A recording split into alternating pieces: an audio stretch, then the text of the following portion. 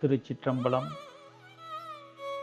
எல்லாம் வல்ல பரம கருணாமூர்த்தியாகிய அபீத புஜாம்பாள் அம்பா சமேத அருணாச்சலேஸ்வர பெருமானுடைய திருவருளினாலும், பரம குருநாதர் பழனி சிவஸ்ரீ ஈசான சிவாச்சாரியார்கள் சுவாமிகளுடைய குருவருளினாலும், தென்சேரி மலை ஆகமன்னா அவர்களுடைய அனுகிரகத்தினாலும், குருநாதர் பேரூர் சத்யோஜாத சிவாச்சாரியார் சுவாமிகளுடைய திருவடிகளின் அனுகிரகத்தினாலும், இன்றைய சிவஞான உபதேச படலத்திலே சிவாலயங்களிலே செய்யப்படுகின்ற தெய்வ பிரதிஷ்டைகளை பற்றியும், அப்படி ஆலயங்களிலே பிரதிஷ்டை செய்த அந்த மூர்த்தங்களுக்கு குடமுழுக்கு செய்கின்ற முறைகளை பற்றியும், குடமுழுக்கு செய்தவுடன் அந்த ஆலயத்தினுடைய நித்திய வழிபாடுகள் எத்தனை வகைகளாக ஆகமங்களிலே குறிப்பிடப்படுகிறது என்பதை பற்றியும், அந்த ஆலயத்தை பூஜை செய்வதற்கு அதிகாரம் உள்ளவர்கள் யார் என்பதை பற்றியும்,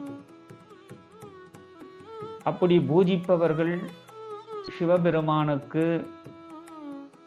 அபிஷேக திரவியங்கள் எவை எவைகளை கொண்டு அபிஷேகம் செய்ய வேண்டும் என்கின்ற முறைகளையும், அதனுடைய வகைகளையும் பற்றி சிந்திப்பதற்கு நமக்கு இன்று திருவருள் கூட்டியுள்ளது.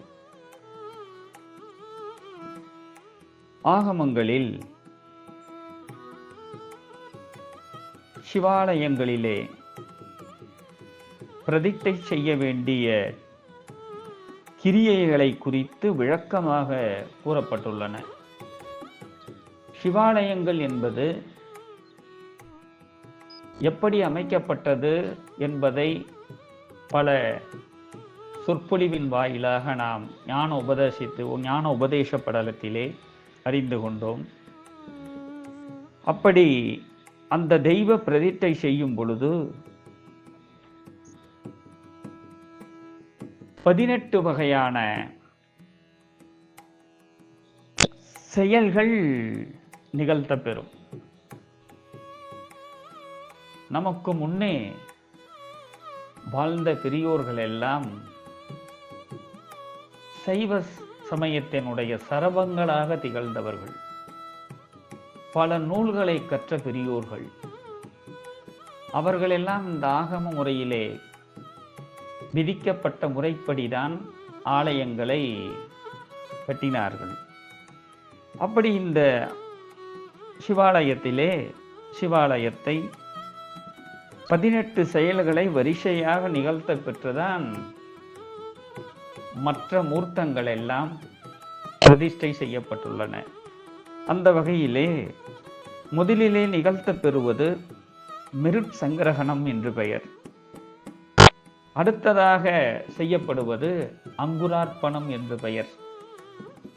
மூன்றாவதாக ரத்தன நியாசம், நான்காவது நயோன்மீலனம், ஐந்தாவது பிரதிமா சுத்தி, ஆறாவதாக கிராம பிரதட்சணம், ஏழாவது ஜலாதிவாசம், 8 ரக்ஷாபந்தனம், 9 வாஸ்து பூஜை, 10வது பஞ்சகவியம், 11 மண்டப சம்ஸ்காரம், 12 சயனம், 13 ஹோமம், 14 ஸ்தாபனம், 15வதாக அஷ்டபந்தனம், 16வதாக மந்திரம், 17 நாமகரணம், 18 விவாகம்.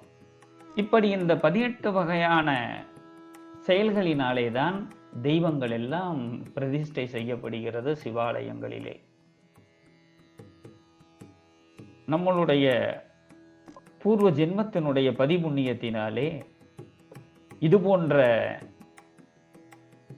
முக்கியமாக மனித பிறவியிலே அறிந்து கொள்ள வேண்டிய விஷயங்களை எல்லாம் நாம் கேட்பதற்கும் சிந்திப்பதற்கும் அறிந்து கொள்வதற்கும் நமக்கு திருவுருள் கூட்டி நாம் அறிந்து வருகிறோம். அப்படி 18 வகையான கிரியைகளை எல்லாம் செய்த பிறகு அந்த ஆலயத்திற்கு குடமுழுக்கு என்று சொல்லக்கூடிய கும்பாபிஷேக கிரியைகள் எல்லாம் செய்வார்கள். அதுவும் ஆகமங்களிலே சொல்லப்பட்டபடியே நடைபெறும். முறைப்படி உருவாக்கப்பட்ட ஆலயத்திற்கு கும்பாபிஷேகம் எனப்படும் குடமுழுக்கு விழா நிகழ்த்தினால்தான் இறைவனின் சாநித்தியம் என்பது முழுமையாக இருக்கும். அதிலே 4 விதமான கும்பாபிஷேகங்கள் ஆகமங்களிலே குறிப்பிடப்படுகிறது.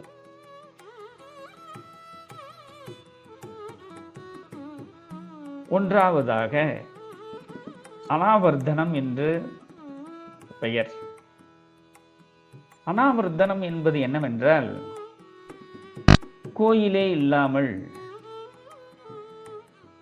இருந்த இடத்திலே புதிதாக கோயில் கட்டி குடமுழுக்கு நிகழ்த்தினால் அது அனாவர்த்தனம் என பெயர் பெறும். அடுத்ததாக இரண்டாவதாக ஆவர்த்தனம். வெகு காலத்திற்கு முன் கோயில் கட்டப்பட்டு பூஜை இல்லாமலும் இடிந்தும் சீர்குலைந்து இருந்தால் அதனை சீர்திருத்தி தூய்மை செய்து கும்பாபிஷேகம் செய்வது ஆவர்த்தனம் எனப்படும். மூன்றாவது புனராவர்த்தனம். அதாவது இந்த வகை எப்படி என்றால், கர்ப்பக்கிரகம், விமானம், பிரகாரம், கோபுரம், பலிபீடம், கொடிமரம், தெய்வ படிமங்கள் இதிலே பின்னம் ஏற்பட்டிருந்தாலும் முன்னே நடைபெற்ற கும்பாபிஷேகத்திலே சாத்தப்பட்ட அஷ்டபந்தனம் சிதைந்திருந்தாலும்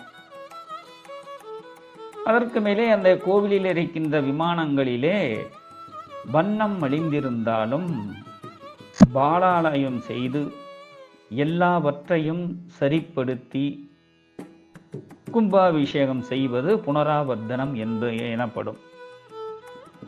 அடுத்ததாக அந்தரீதம் என்று ஒரு வகை. அது எப்படி என்றால், கர்ப்பக்கிரகம் முதல் மரியாதா எனப்படும் பிரகாரம் வரையில் உள்ள இடத்தில் எதிர்பாராத விதமாக யாருக்கேனும் மரணம் ஏற்பட்டாலும், அதாவது கோவிலினுடைய அமைப்பு அதனுடைய பிரகாரங்களிலே இருந்து தொடங்கும். ஆலயத்தினுடைய சுவர்கள் கூட இந்த முறையிலே தான் எழுப்பப்பட வேண்டும். கருவறைக்கு தகுந்தாற்போல் எத்தனையோ வகைகள் உள்ளன என்பதை முன்னே நடைபெற்ற கேட்ட சிவஞான உபதேசத்திலே அறிந்து கொண்டோம்.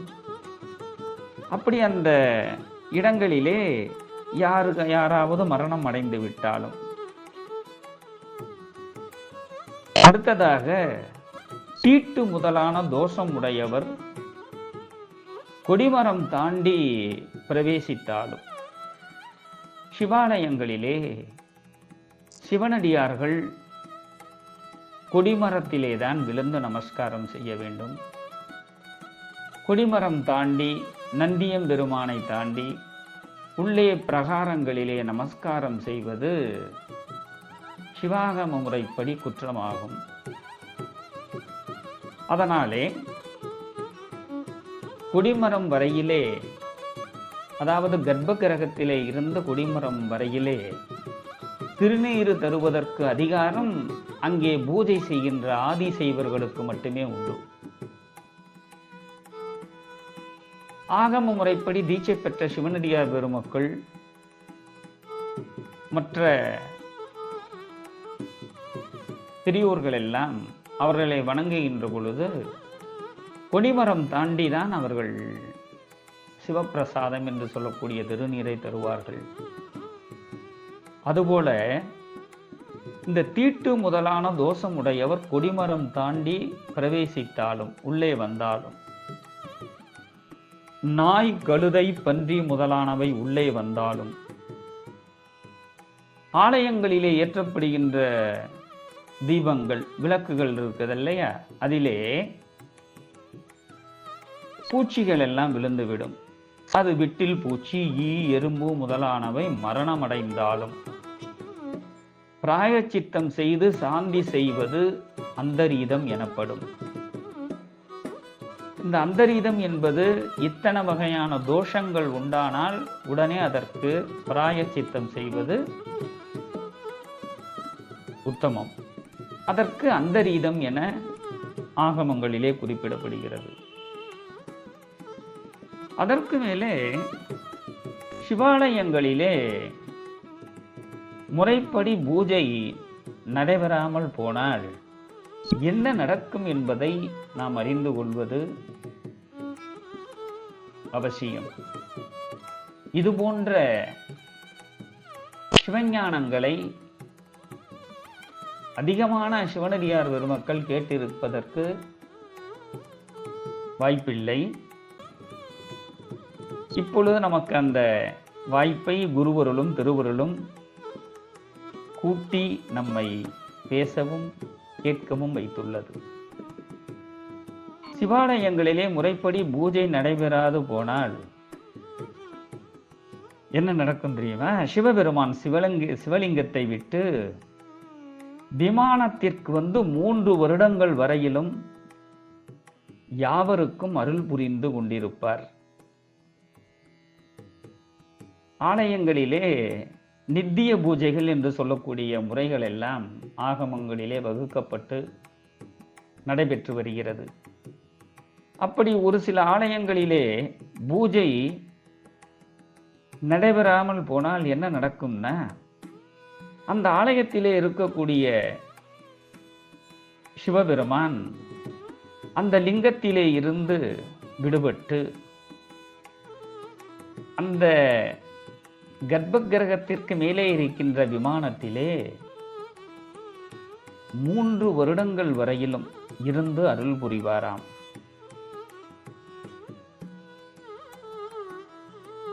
மூன்று வருடங்களுக்கு மேற்பட்டால் ஆலயத்தின் தலவிருட்சத்தில் ஆவிர்பாவித்து அனுக்கிரகம் செய்து கொண்டிருப்பார். அதற்கு மேலும் 3 வருடம் எந்த விதமான பூஜையும் நடைபெறவில்லை என்றால், அதாவது 6 வருடங்கள், அப்பொழுது பெருமான் ஆலயத்திலே இருக்கின்ற தலவிருட்சங்கள், தமிழ்நாட்டிலே இருக்கிற சிவாலயங்களிலே ஒவ்வொரு ஆலயத்திற்கும் ஒரு தலவிருட்சம் உண்டு. காரணம் இதுதான்.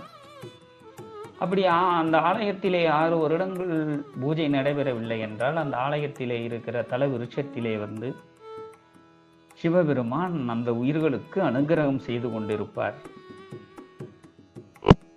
12 வருடங்களுக்கு மேற்பட்டால் மறுபடியும் 12 வருடங்கள் வரை அங்கே பூஜைகள் நடைபெறாமல் போனால், அந்த தலவிருட்சத்திலே இருந்து நீங்கி தம்முடைய எண்வகை வடிவங்களுள் ஒன்றான சூரிய மண்டலத்தில் ஆவிர்பவித்து விடுவார்.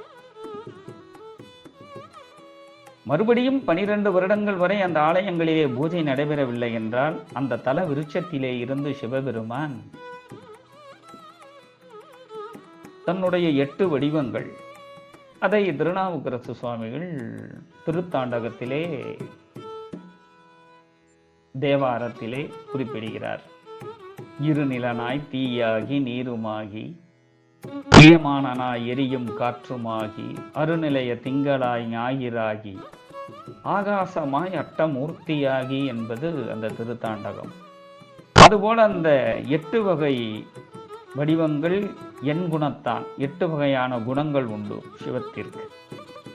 அப்படி அந்த 8 வகையான வடிவங்களில் ஒன்றானது சூரிய மண்டலம். அங்கே சென்று சிவபெருமான் ஆவிர்பவித்து விடுவார் என்று ஆகமங்களிலே குறிப்பிடப்படுகிறது.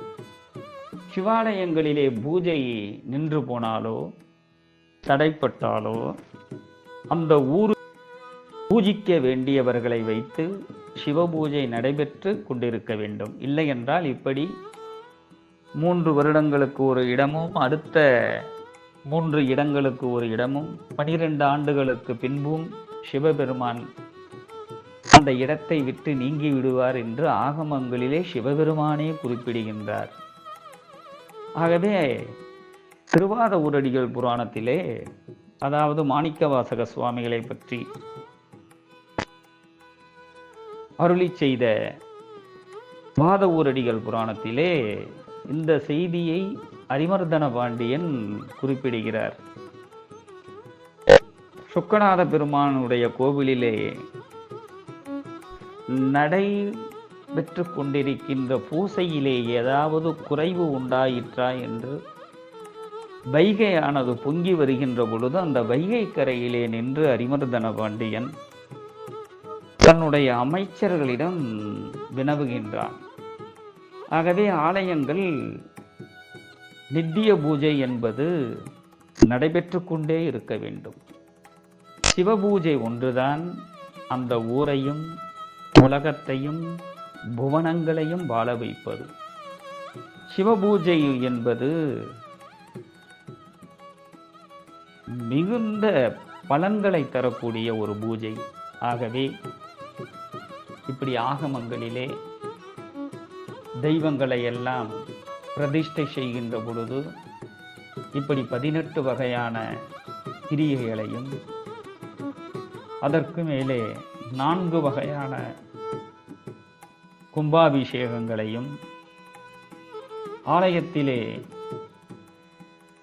அப்படி அமைக்கப்பட்ட ஆலயத்திலே பூஜைகள் நடைபெறவில்லை என்றால் எப்படி அடுத்த நிகழ்வுகள் எல்லாம் நகரும் என்பதையும் வேத சிவாகமங்களிலே குறிப்பிட்டுள்ளபடி நாம் இன்று சிந்திப்பதற்கு திருவருள் கூட்டியது என்று சொல்லி, இன்றைய சிவஞான சிந்தனையை குருவருளினாலே இந்த அளவிலே சிந்திப்போம் என்று சொல்லி, மேன்மைகுள் சைவநீதி விளங்குக உலகமெல்லாம். திருச்சிற்றம்பலம்.